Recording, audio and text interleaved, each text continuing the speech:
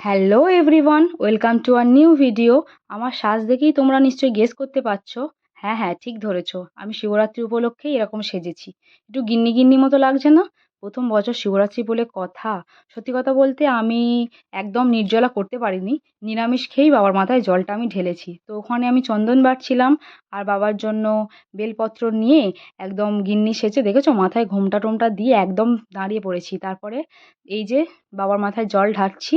আর জল ঢালতে গিয়ে লাইনে দাঁড়িয়ে একটা জিনিস উপলব্ধি করলাম যে কারোর মন ঠিক নেই।